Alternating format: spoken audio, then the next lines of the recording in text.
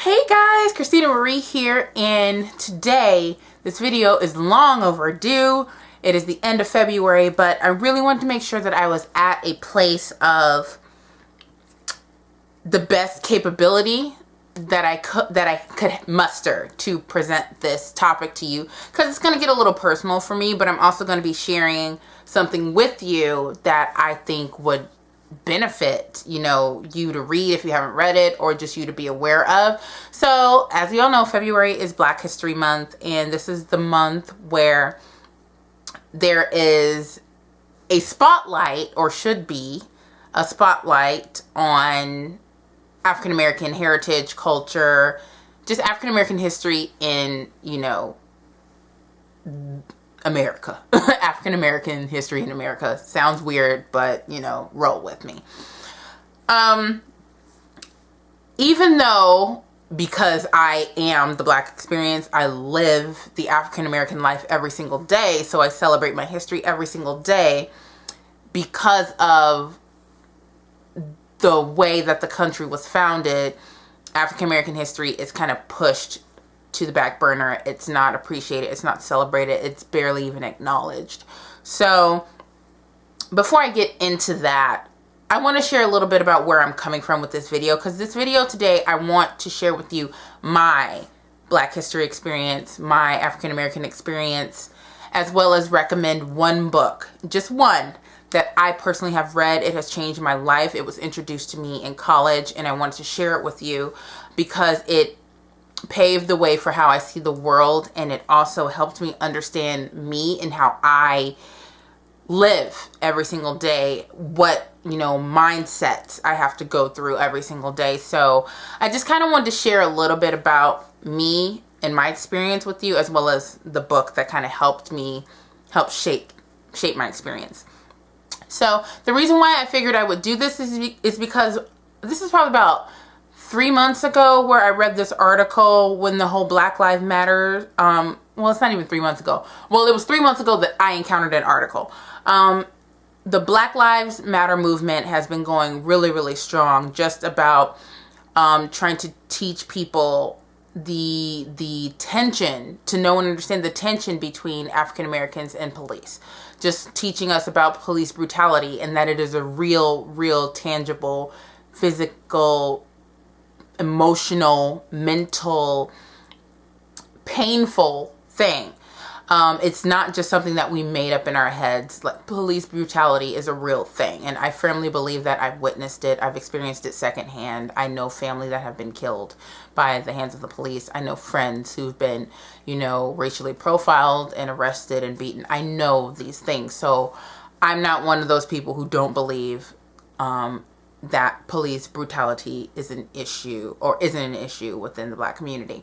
With that being said, I read an article a few months ago that was speaking to non-Black advocates, but who were advocates on behalf of the African American community, saying that how do you convince, or how do you educate your non-African American peers on the Black Lives Matter movement? How do you make them care? And they basically said, make it personal. You have to make it personal for them. And that sounds really selfish, like you have to feel things in order for you to care and know and understand that this is wrong. You have to feel that it affects you personally for you to care. And while it does seem selfish, yes, it's selfish, because we are all humans, and by nature we're selfish. So if that's the way that we have to make somebody understand, that's the route that this article was willing to portray.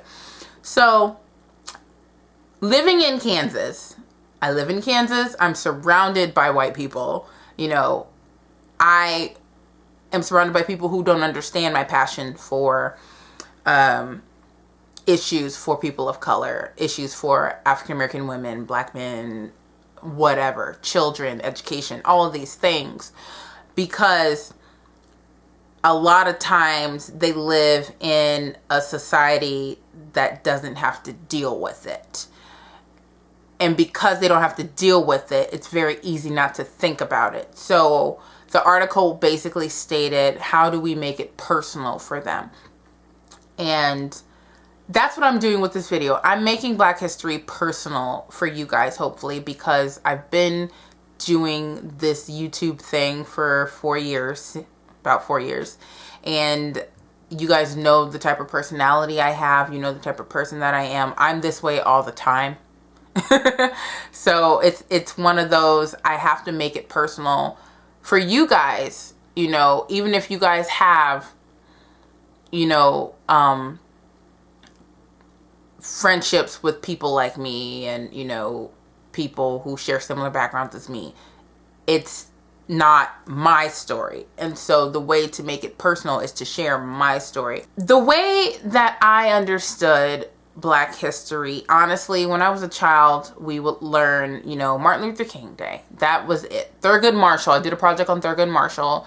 You know, Langston Hughes. We didn't even talk about James Baldwin. We did Maya Angelou, Toni Morrison, things like that, or people like that. You know, the common people. Rosa Parks, Booker T. Washington, you know, people like that. We never really delved into the deeper issues and the deeper history, because you don't learn that kind of thing in kindergarten, you know, first, second grade. That's too much. It's too heavy. And even as I got older, 5th, 6th, 7th, 8th grade, even through high school, they still just kind of brushed over it. Every February, it's time to do a Black history project. So I grew up around African Americans, Asians, Latinos. Like, that was my culture, and maybe one white person. That was my culture. That's how I grew up. So I thought that was the normal. I didn't necessarily have, I wouldn't say I had necessarily an issue with anyone outside of those races, simply because I've just been always someone who just liked people, and I didn't really know of anything else. So I was raised kind of inside a bubble, and it was great. I had fun. I made, you know, I had my friends. I had my own celebration of culture. I was part of the Latino club in college, not in college, in high school. I did a lot of the Cinco de Mayo plannings and got to learn, you know, a lot of different, you know, things about other cultures that way. It was a lot of fun. But then I graduated and I went to college, and college was the first experience for me meeting other people of other races, primarily white people, because they were everywhere. But I met a lot of Indian people. I met a lot of South American people. I met a lot of people directly from Africa. I've met, you know, all kinds of people. And so it was a little bit of a culture shock for me, simply because I wouldn't say I was ignorant to the fact that other people outside of, you know, African Americans, Latinos, and Asians existed, but you don't think about what you don't see. And so when I got to college, I had all of these different cultures surrounding me, and it was very overwhelming, but so exciting. And it gave me an opportunity to not only learn about those other cultures, but to learn more about my own as well. Because I lived in such a melting pot that I wasn't really someone who thought, hey, it's time to learn about my culture. Let's learn about me and celebrate me. I was a kid. I just wanted to have fun and play with my neighbors. You know, I really didn't think about that kind of thing. But going to college really allowed me to do just that. And that's when I started to realize the beauty of difference, the beauty of diversity. But that was also when I encountered the most stereotypical happenings. That's where I encountered the most segregation. It's where I encountered my first racial slur towards me. It's where I got a lot of backhanded compliments, such as, you are very pretty for a Black girl. It's where I woke up. It's where I woke up. I woke up from my dream of 17 years, of 18 years. And it's where I first started to realize that I wasn't on the same playing field as others. And I had to work harder than others, because the very next year, I remember that there was the very next year after I got admitted, so the class after me, I remember it was a huge protest, because only 96 African Americans got admitted to my university out of a class of like several thousand, I think. And that was when I started to be like, holy shit, like this is a problem. And I never thought about it before. So I remember I went into college with a sociology major, and then after that happened, I switched to African American studies. And that is where I found the book that changed me and helped me learn more about me and my culture and how I see the world. And it is the book called The Souls of Black Folk by W.E.B. Du Bois, however you want to pronounce it. This book was written, I think, in 1903, if I remember correctly. It was written a super long time ago. Yeah, 1903 was when it was published. This is not my copy. This is the copy I got from the library. But this book introduced me to so many different concepts of double consciousness, the veil, what it's just like to be an African American person that was taken out of their home and basically implanted into another place that isn't theirs, and having to be subject to slavery and segregation and discrimination and all of these different things, and how that transcended into existing as a Black person or an African American person in a European society. So without getting too deep into it, because while this book is small, it has a hefty amount of information in it. Double consciousness is seen as having a double mindset. Basically, having to know and understand yourself through your African lens, and knowing and understanding yourself through the European/American lens, and how to reconcile those two things. So, for example,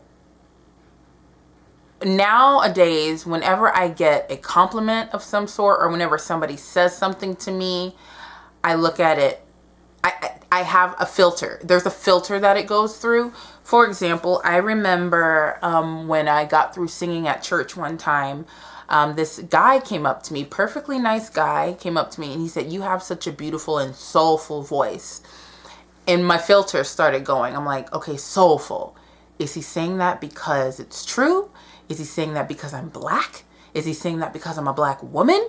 Why couldn't he just say I have a great voice? Why did he have to add soulful? What does soulful mean? Why are you saying I have a soulful voice? And that's not necessarily something that I do intentionally, because he could have just meant it as a plain, simple compliment.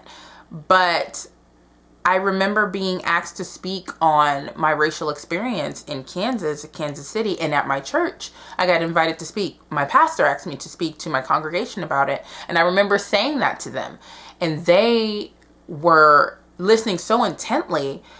And I had another person come up to me afterward, this fantastic lady, this white lady came up to me, and she said, "I have to tell you, I never realized how you have to think, how me personally, how I have to think, when someone says something to me, it goes through the filters of what lens is this coming from, simply because that's the lens that I was programmed with. Because I know that I have, two identities almost. I have my African heritage, my Black culture, my African roots, that are passed down to me from generation to generation to generation, just passed down. It's just a way of life. That's something that's taught to you, you know, from your parents and your family and whatnot. But then you have your society, you have the outside influence that I'm also learning, because I live in a world that combats with, a lot of times, my heritage. And so double consciousness is that exactly. It's battling with those two mindsets to kind of coexist together, almost. Like, that is what goes on in the African American experience. It's the concept of having to see myself through my own eyes, but also having to try and see myself through the eyes of a European / predominantly white society. And it's hard and it's tiring. It's a very tiring and frustrating and mentally debilitating thing to do, but it's how we survive. We have to be able to anticipate what we think and what we know versus what is known by the majority, and what the common perception is. So it's a mental battle, so to speak. Okay, and so then there's this concept of the veil. Now, there are multiple facets of what the veil means. The most basic concept is the veil means the physical difference of black people versus white people. The skin difference, the physical difference, there is a difference, and that difference is the veil. But then there's also the mental difference, or the abstract difference, of white people unable to really see and understand the experience of black people, and then black people unable to see themselves outside of how white society claims them to be. And what I mean by that is, there are instances where African Americans and black people have to realize that they are black. I had that moment of realization in college. Like, I knew I was black. Like, I knew I was black. I woke up and saw myself every day. But that veil is a shroud, really. And it's honestly, when you realize that you are other, it is a shocking and stirring experience that, quite frankly, if you're not equipped well, you don't know how to deal with that, because this whole time you were born into a society where you think you're on the same playing field, and then you have this realization that you're not. And it's not as dumb, you know, and it's not as simple as it sounds. I remember when I realized that I was, you know, I don't want to say black. I've known I was black. I remember when I realized that being black was different, when being black was a problem for some people, where being black was not the same. It was lesser than being white. I remember those moments, and a lot of those moments happened in college. I remember when I was called names because I was the one that stood out. I remember, you know, being, like I said, complimented, but not really. Like, I'm pretty for a black girl? Like, what does that mean? Like, so I'm just not pretty overall, you know? Like, I remember those moments. Those moments stick with me. I remember when I went to go visit my family in the South, and I had to get down in the back seat because my friend who was white had grandparents who were racist, and he couldn't let them see me.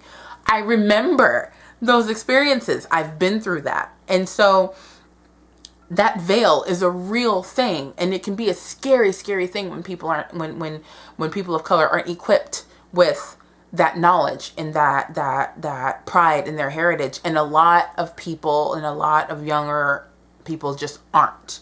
It's a scary, scary thing. And I was one of those people that was not, because I was raised in a bubble. Not my mom's fault at all, you know, not blaming anything. That was just my experience. And reading this book really, really helped me know and understand that experience in more ways than I can count.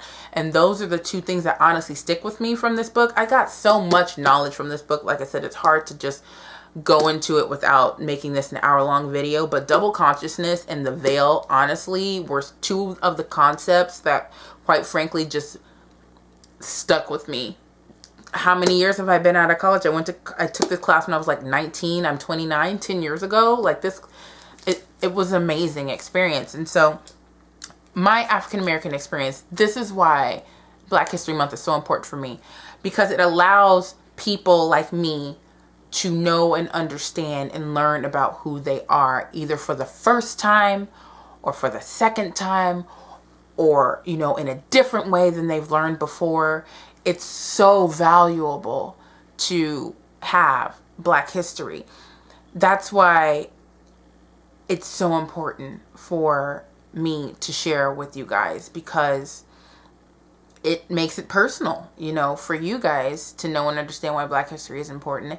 And Black history is not just for Black people. You know, anyone of any culture can learn about Black history, just like I like learning about Mexican history. That's probably one of my favorite, you know, histories to learn about. Chicano studies, fantastic. I enjoy learning about people. I took a Tibetan monk music class one time, you guys. I took Asian American studies before, because I had a global studies minor, and it was a fascinating experience because I just love diversity. I love learning about people. I love learning about differences, and Black History Month is just an opportunity for me to continually learn about me and celebrate my culture and my history and where I've come from, and introduce others to more as well. Before I end this video, when I graduated college, I graduated 3 times. I graduated with my major of African American Studies with an emphasis on ethnomusicology. I graduated as a senior of my university, just from my College of Letters and Sciences, and I graduated as an African American. I went to the African grad and celebrated with the people of my culture, and I was part of the gospel choir then. And I remember before we had our celebration, me and a few of the gospel choir members got together to sing one of our favorite and most popular Negro spirituals together, because it was a celebration of us doing something that, quite frankly, seemed like the odds were stacked against us. African American men and women aren't seen as a bunch who can graduate from college, who can graduate and go forth and be something, you know, for their community and for the world. And so each year when we have a group of beautiful, fantastic, highly intelligent, just phenomenal human beings who have beaten a stereotype, who have crushed it, we get together and we celebrate. So we sang a song that is written by James Weldon Johnson. It's a longer song. But I wanted to do the thing that I rarely do here on this channel and sing it for you guys. Now, it's been a while since I sang it. And while I do know the words, I get jumbled on them. So I have my words down here, but I thought I would close the video with Lift Every Voice and Sing. Lift every voice and sing, till earth and heaven ring. Ring with the harmonies of liberty. Let our rejoicing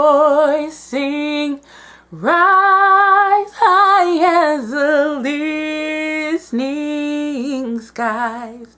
Let it resound loud as the rolling seas.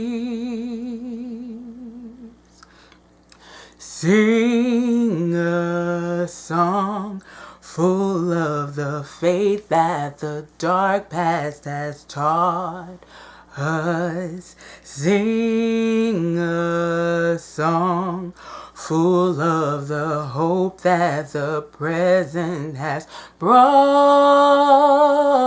us.